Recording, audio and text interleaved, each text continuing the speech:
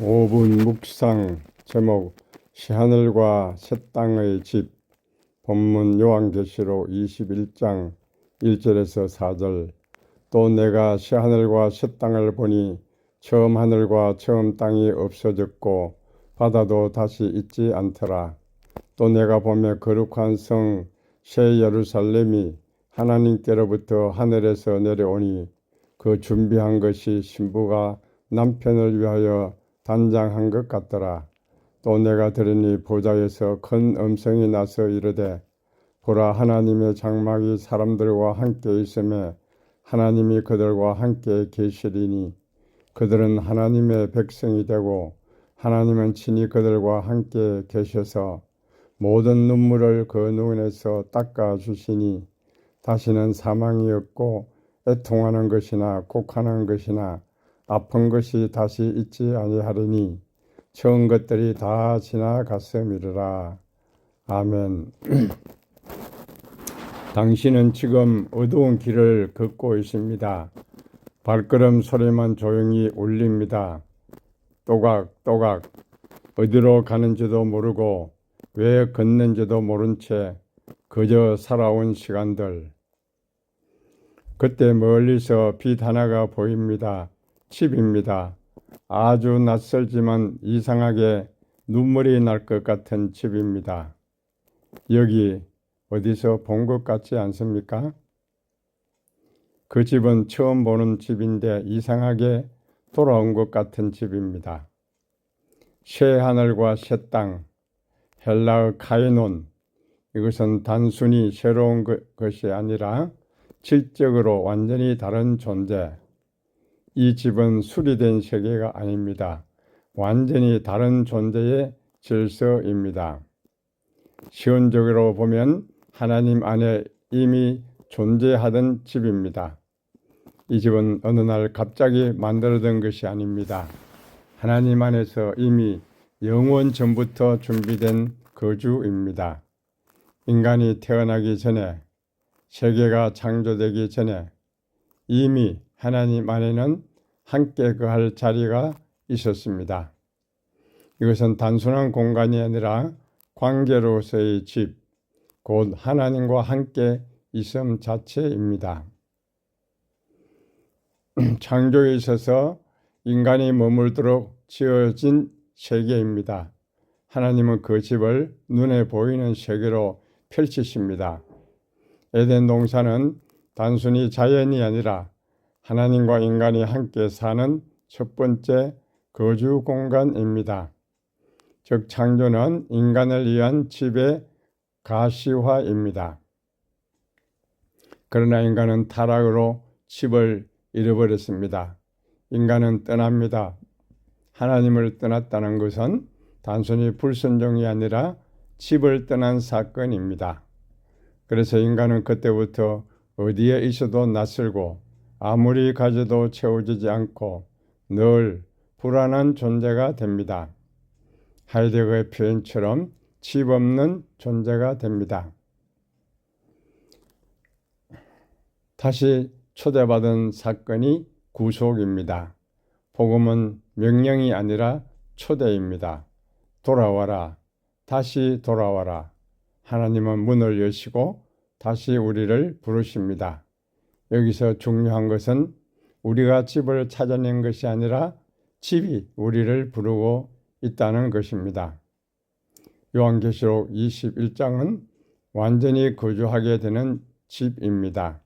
이제는 잠깐 머무는 것이 아니라 완전히 거하는 것. 하나님의 장막이 사람들과 함께 있다. 이것은 단순한 미래 사건이 아니라 존재의 완전 상태를 보입니다. 더 이상 떠남이 없습니다. 더 이상 상실도 없습니다. 더 이상 불안도 없습니다. 완전한 집의 회복입니다. 우리는 하나님 안에서 시작되었고 세상 속에 살다가 집을 잃어버렸고 다시 부름을 받아 결국 완전히 돌아가게 되는 것입니다. 이것은 폭풍 속 아이와 빛나는 집의 영화적 이미지를 떠올립니다. 이 장면은 단순한 감성 장치가 아니라 지금 설명한 구속사의 내용을 한 장면으로 압축한 것입니다. 여기 폭우는 단순한 날씨가 아닙니다. 이것은 인생의 혼란, 고통, 방향 상실, 죄로 인해 깨진 세계를 상징합니다. 길 잃은 아이는 이유가 있습니다. 아이는 약합니다. 보호받아야 할 존재입니다. 스스로 길을 찾을 수 없는 존재입니다. 이것이 바로 인간의 실존 상태입니다. 멀리 보이는 따뜻한 창문 불빛, 이 빛은 단순한 조명이 아닙니다. 이것은 하나님의 부르심, 은혜, 지배 기억, 잊혀졌지만 사라지지 않는 본향입니다. 그래서 낯선데 눈물이 나는 이유가 여기 있습니다. 기억은 없지만 존재는 기억하고 있기 때문입니다. 그 빛을 향해 걷는 발걸음, 이 장면이 핵심입니다. 확신이 있어서가 아니라 설명할 수 없지만 이끌림 때문에 걷는 것, 이것이 바로 믿음의 시작, 회심의 순간, 하나님께 돌아가는 길입니다. 인간은 폭우 속에서 길을 잃었지만 사라지지 않는 빛을 향해 떨리는 발걸음으로 돌아가는 존재입니다. 우리는 지금 폭우 속에 있습니다. 그러나 동시에 빛을 보고 있습니다. 그리고 이미 돌아가는 중입니다. 그래서 질문은 이것입니다. 당신은 지금 그 빛을 향해 걷고 있습니까? 아니면 등을 돌리고 있습니까? 나는 지금 어디를 집이라 부르며 살고 있습니까? 오늘 하나님은 우리에게 묻습니다. 너는 어디로 돌아오고 있느냐? 문 앞에 섰습니다. 문은 닫혀 있는 것처럼 보입니다. 두드립니다. 똑똑 아무 소리도 없습니다. 다시 두드립니다. 그때 깨닫습니다. 문이 닫혀 있는 것이 아니라 내가 열지 않고 있었다는 것. 문은 항상 열려 있었고 닫혀 있던 것은 내 마음이었습니다. 보라, 하나님의 장막이 사람들과 함께 있음에 하나님은 이미 와 계십니다. 이 구절은 단순한 미래 선언이 아닙니다. 이것은 하나님이 인간에게 오시는 방식의 완성입니다. 장막, 스케이네, 이것은 하나의 단어가 아니라 성경 전체를 관통하는 거대한 움직임입니다. 출애굽에서 성막은 하나님이 하늘에만 계신 분이 아니라 강야 한가운데로 내려오신 분임을 보여줍니다. 인간이 하나님께 올라가는 구조가 아니라 하나님이 인간에게 거하시는 구조가 시작됩니다. 말씀이 육신이 되어 우리 가운데 거하심에, 여기서 거하시다는 동일한 장막을 치다라는 의미를 가지고 있습니다. 하나님은 더 이상 장소에 계신 것이 아니라 사람이 되어 우리 가운데 들어오십니다. 지금의 교회 시대, 이것은 하나님이 멀리 계신 분이 아니라 우리 안에 지금 거주하는 분입니다. 이미 우리는 하나님의 집 밖에 있는 존재가 아닙니다. 요한계시록에서는 이것이 완전히 드러납니다. 더 이상 가릴 것 없고 더 이상 거리가 없고 완전히 함께 거하는 상태입니다. 하나님은 오라고만 하시는 분이 아니라 이미 와 계신 분입니다. 그래서 문은 닫혀 있지 않습니다. 이 장면의 신학적 핵심은 이것입니다. 하나님이 문을 잠근 것이 아니라 하나님이 우리를 막고 있는 것이 아니라 오히려 하나님은 이미 장막을 치셨고 이미 우리 가운데 계시면서 이미 문 안쪽에 거하십니다. 이 부분이 이렇게 아름답게 연결될 수 있습니다. 칼바르트는 계시는 하나님의 자기 개방이라고 했습니다. 하나님은 숨는 분이 아니라 자신을 열어 보이시는 분입니다. 렉 마리옹은 인간은 받는 자라고 했습니다. 우리는 문을 부수는 존재가 아니라 이미 주어진 것을 받아들이는 존재입니다. 장 칼뱅은 하나님은 항상 먼저 오신다고 했습니다. 인간의 모든 신앙 이전에 하나님의 선행적 은혜가 있습니다. 이렇게 하나님은 이미 자신을 열어놓으시고 우리는 그것을 받아들이기만 하면 되며 그 모든 것보다 먼저 하나님이 오셨습니다. 그래서 결론은 이것입니다. 문은 닫혀 있는 적이 없습니다. 항상 열려 있습니다. 평생 문을 두드리는 사람, 이 여호와는 단순한 이야기가 아니라 인간 실존의 비극을 압축한 장면입니다. 이 노인은 이렇게 살아온 사람입니다. 끊임없이 찾고 계속 두드리고 노력하고 종교적으로 살고 그러나 단 한 번도 들어가지 않은 사람입니다. 왜 들어가지 못했습니까? 문제가 무엇이었을까요? 문이 잠겨 있어서가 아닙니다. 하나님이 거부해서가 아닙니다. 그는 문이 닫혀 있다고 믿고 있었기 때문입니다. 그의 마지막 깨달음은 충격적입니다. 문은 잠겨 있지 않았구나.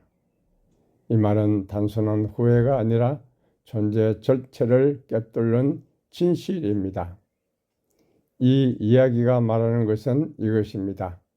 인간은 하나님을 찾지 않은 존재가 아니라 잘못된 방식으로 찾는 존재입니다. 이미 열려있는 문 앞에서 계속 닫혀 있다고 생각하며 두드립니다. 문제는 하나님이 침묵하신 것이 아니라 우리가 오해하고 있었다는 것입니다. 이 장면은 이렇게 요약됩니다. 문은 이미 열려 있습니다. 하나님은 이미 와 계십니다. 우리는 이미 초대받았습니다. 그런데도 들어가지 않는 이유는 단 하나, 닫혀 있다고 믿고 있기 때문입니다. 이 장면은 청중을 이렇게 몰고 갈 수 있습니다. 당신은 지금 문을 두드리고 있습니까? 아니면 손을 내려놓고 문을 열고 들어가겠습니까? 그리고 마지막 적용은 굉장히 중요합니다. 이해하지 하려 마십시오. 확신하려 하지 마십시오. 그냥 들어가십시오. 문을 열고 들어갑니다. 따뜻합니다. 빛이 부드럽게 흐릅니다. 그리고 누군가가 다가옵니다. 그분은 말하지 않습니다. 그저 당신의 눈을 바라봅니다. 그리고 손을 들어 눈물을 닦아줍니다. 눈물은 사라진 것이 아니라 누군가에 의해 닦여졌습니다. 모든 눈물을 닦아주시니 이 표현은 단순한 위로가 아닙니다. 괜찮아질 거야 하는 수준이 아니라 시간이 지나면 잊혀질 거야도 아닙니다. 이것은 하나님이 직접 행하시는 존재적 치유 행위입니다. 헬라어 엑살레이포세이, 이 단어는 굉장히 강합니다. 단순히 닦는 것이 아닙니다. 살짝 위로하는 것이 아닙니다. 완전히 치워버립니다. 흔적까지 없애버립니다.